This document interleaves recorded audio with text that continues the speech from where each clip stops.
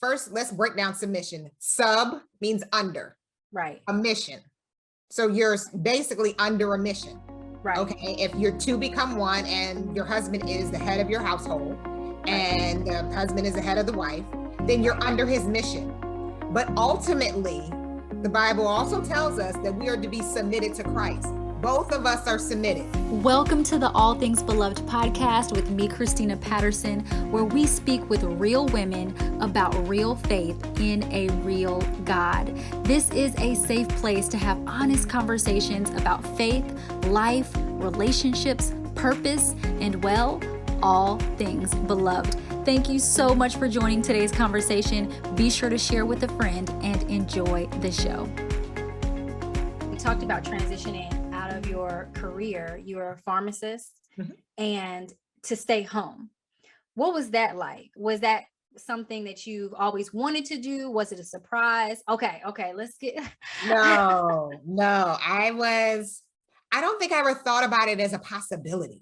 Because I mean, in, our communities, I saw my mom, my grandma, no one did that. You worked, you needed all these things. I was like, you saw that on TV. That was a TV model that I'm like, well, I don't see that in my friend circle, in my family circle. So I never aspired to it. But after we had our twins, life kind of just did a kind of a transition in my husband's job. He traveled a lot. He traveled like 4 days a week. And I had newborns and a toddler. Okay. And that was just a lot. That's more than a lot. Right. And I was part-time at the time, but it was just too much. And then God started laying on my heart to be home. So I'm like, okay. So I went to my husband, and my husband was not in agreement. He was like, where do we do that? Like, how is that going to work? Like, how are we going from these 2 really good incomes to this 1 income and these 3 babies and and I got this mortgage and this car and all these things. He's like, for him, it was like the finances just didn't match up. And I'm like, we could make this work. I said, I really think God is calling me to stay home. And it took a whole lot of prayer, a whole lot of tears on my part that my husband never saw. But that's when I learned to pray for my husband's heart. Yeah. Because I realized that he couldn't see or hear what God had told me. So all I could do is pray that God showed him and softened him enough to just be in agreement with me. He may not understand all of it, see all of it, but just be in agreement. Because of course, if we're not in agreement, we don't move forward on something. So I couldn't just be like, all right, I'm quitting tomorrow and you're just going to have to work it out. Right. No, I mean, you could have done that, but that's not, I want to maintain my marriage. Right. Yeah, I'm like, hold on, say that again. You want to what? Your marriage? I want to maintain my marriage. Okay, I just want to make sure everybody heard. Yeah, I'm like, I'm not trying to be out here. Yeah, that sounds cute in theory, but at the end of the day, I need us to continue to move on this path together. So over time, God softened his heart, and I stayed home, and it was the best decision I could have done, not just for my girls, but for my marriage. Yes. For us in a stable way, because he travels a lot for work. So he got a piece about when he left, everything was taken care of. He didn't have to worry about the girls or me needing anything. And then that equipped him to kind of just go do what God was calling him to do in corporate America, which is where he thrives in. And I realized that, you know what, but it's also not everybody's path.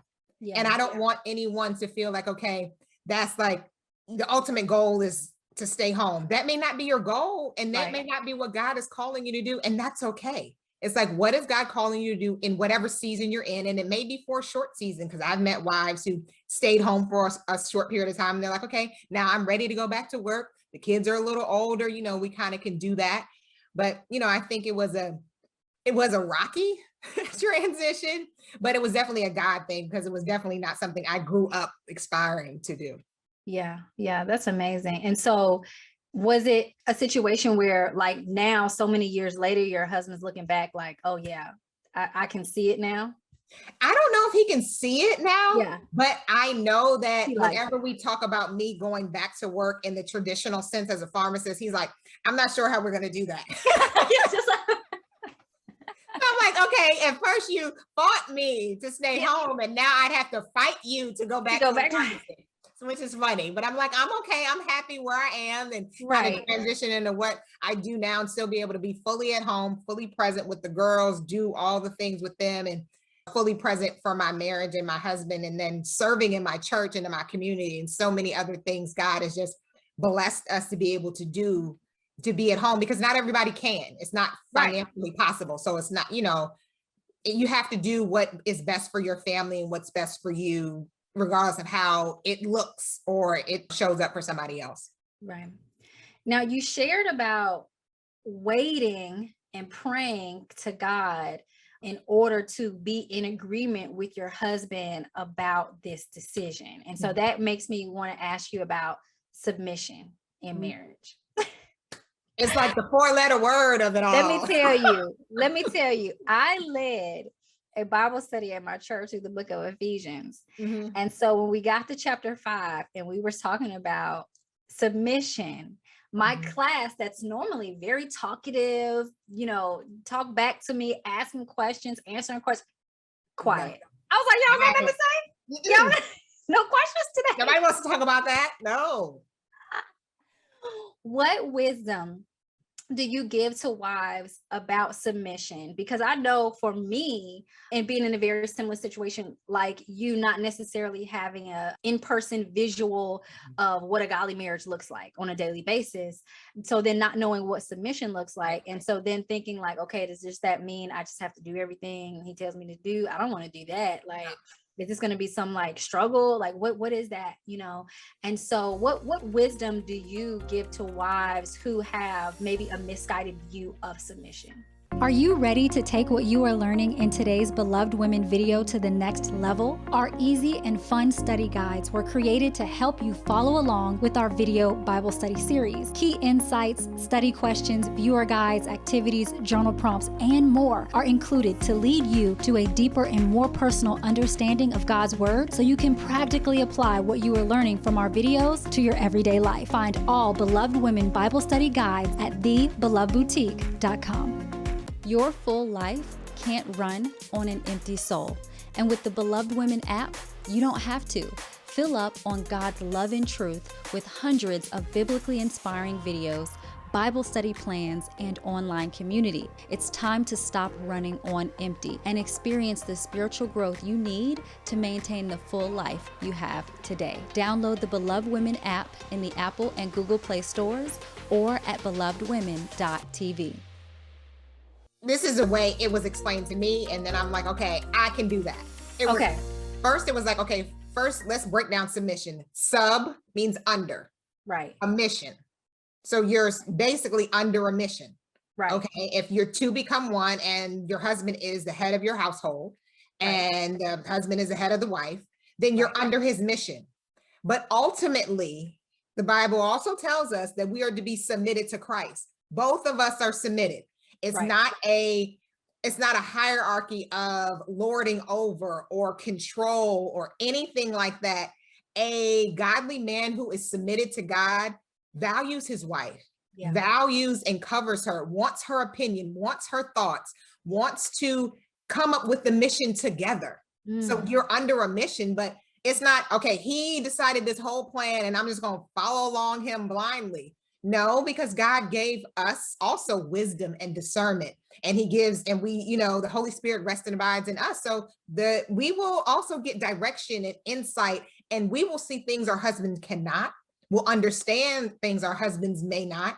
So as we come together under this overall mission of what God is calling us to do, and as you support your husband in his individual mission, he will also support you in whatever mission God is giving you as you walk it out together. So submission is not about lording over. And I think a lot of people use that as a way to, well, I'm in control. Well, if we just go, let's just look at the definition. That it's not control. That's not the same thing. So let's, trying to make something fit one way because that's the way we want it to, but realizing what it truly is, it's a beautiful thing.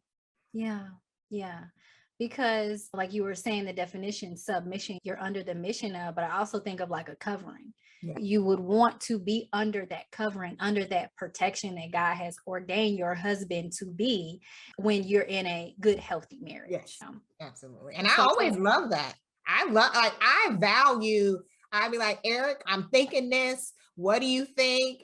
And Okay. then he gives me advice and understanding, but it's never like, okay, well, you can't do X, Y, or Z. No, it's not that type of relationship, but it is a covering. It is a, okay, well, we've talked about this. He's for me. He's doing everything to protect, provide all the things that God is calling him to do as a husband, and to love me well is what he is called to do. So if he's doing what he is supposed to be doing, why can't I also do what God is calling me to do as well? And if I'm supposed to submit and respect, he will love and cover, and it works together. It's beautiful. Yeah. Yeah. So what does it look like then to submit to and respect your husband? What does that even mean? I just don't argue with him. What does that look like? Well, I would say you can disagree. So disagreements are going to happen because you have two different minds, thoughts, perspectives, experiences. So you're going to disagree. I don't like to use the word fight. Okay. I think because fighting for me is like somebody needs to win. In a fight, somebody wants to win. So like we may disagree, we may even argue, but I don't want to fight in a way that, okay, I'm being disrespectful. He's being disrespectful or feeling dishonored or anything like that. So I think practically it's just making sure that I know for me, I have to watch my tone. Okay. I can get very snappy. And and then my husband will give me a look. I'm like, okay, that may have came out wrong. Let me go back. But also I think for me, practically, submission is always looking for, how is this going to benefit or move us forward? So it's like realizing that I have my own thoughts and ideas and things I want to do, and he does as well, but I don't want them to harm the us. And sometimes that means that I can't move forward in certain things in certain seasons because it may not be the best time for us. So realizing that there's order to it, realizing that my husband has say in our home, because I know a lot of times women, it's our home and and we have all the things. And I'm like, yeah, but it's his home too. It's not our way, our things, all of those things. So it's like realizing that, okay, we're in this together, making sure that I don't put me above us, but realizing that I have to look to him for just make sure we're understanding, making sure we're in agreement, and really being also submitted to when he feels that God is calling him to something, or God is calling our family to something, praying about it and realizing even if you don't understand all of it, you don't see all the ways of it, is if God is calling him to something and you truly believe that in your heart as well, then you have to kind of go with that until, you see something different or he sees something different. Right. Right.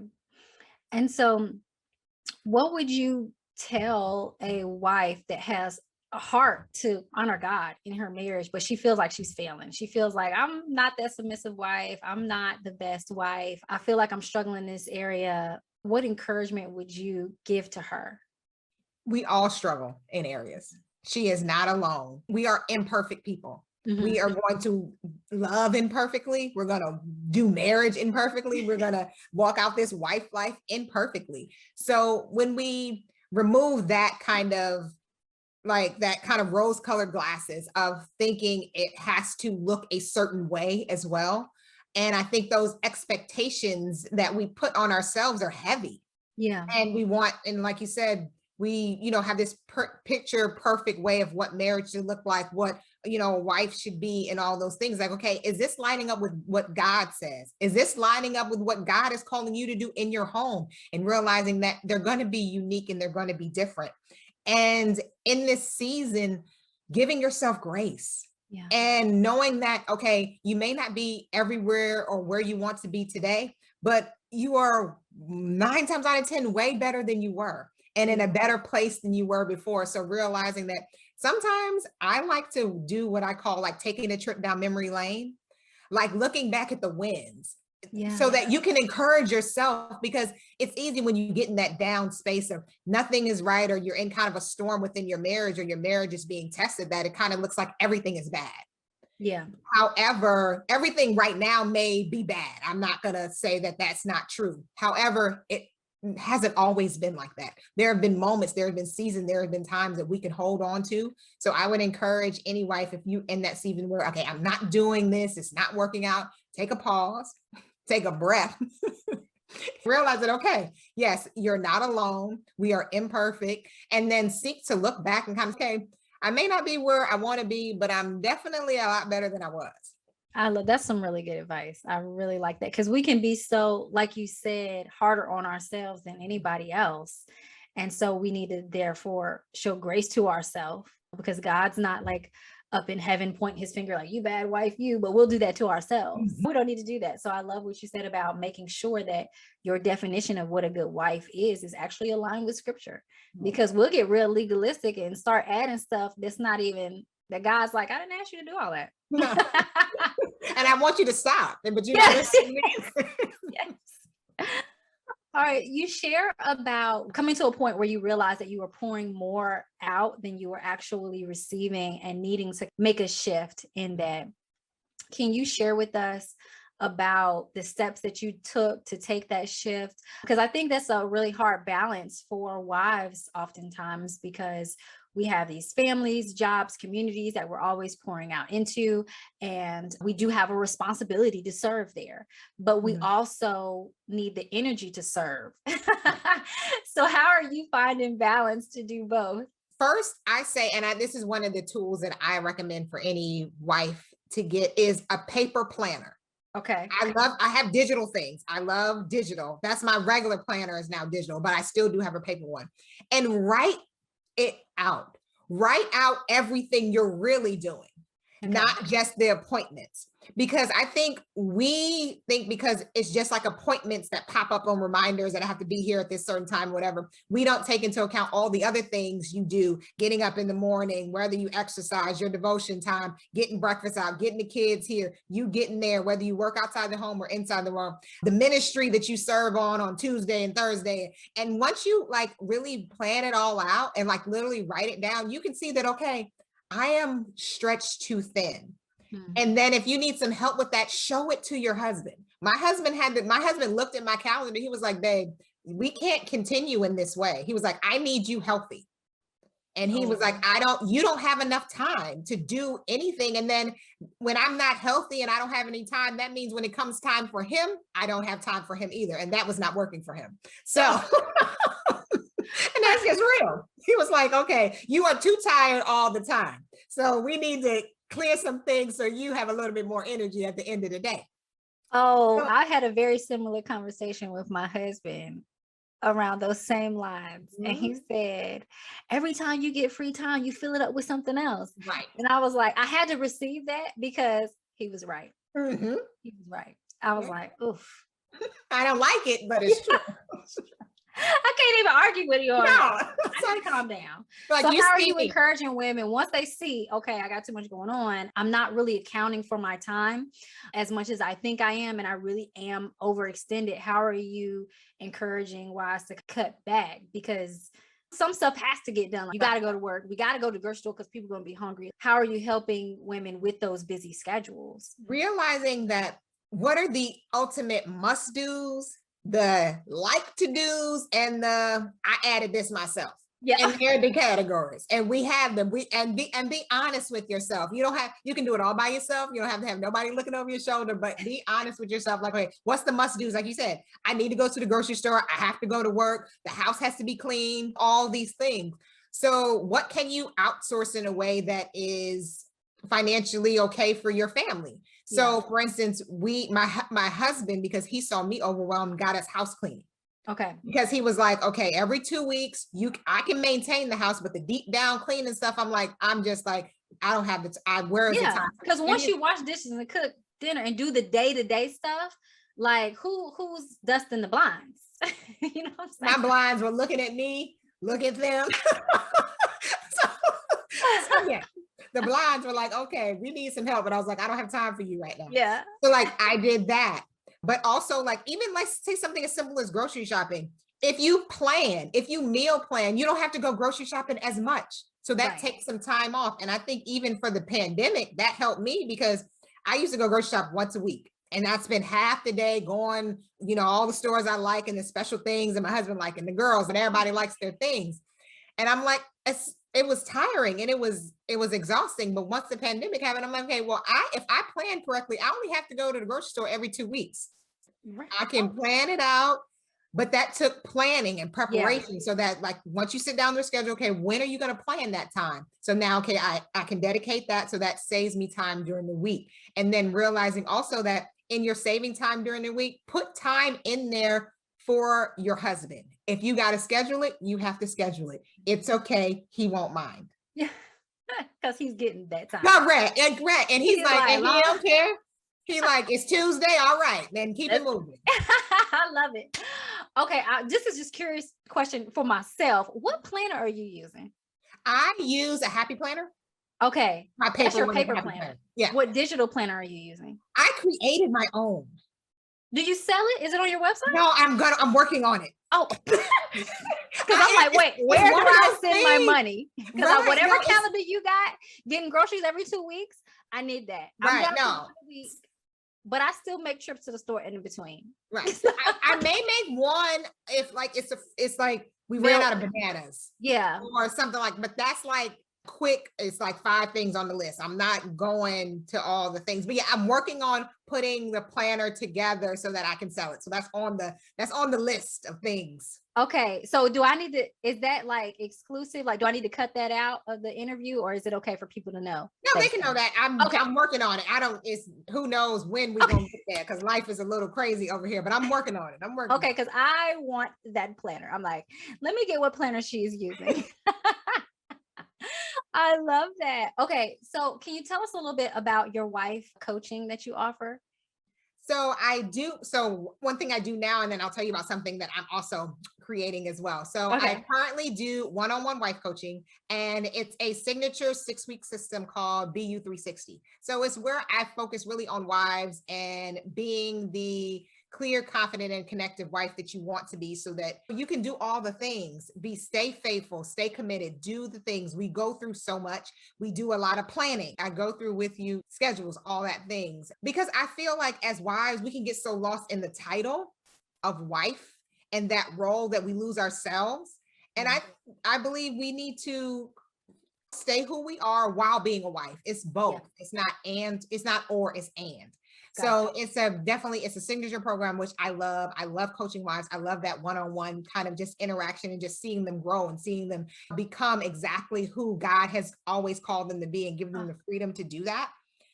And then one thing that I'm excited about is I am creating a group coaching program for powerful wives. It's going to be an 8-week program. So it's going to take wives, just what is a powerful wife and how do you truly practically walk that out today and do it in community. So that's why it's going to be a group program. So I'm excited about that too. I am super excited about that. Okay. So share with us your website so we can check that out.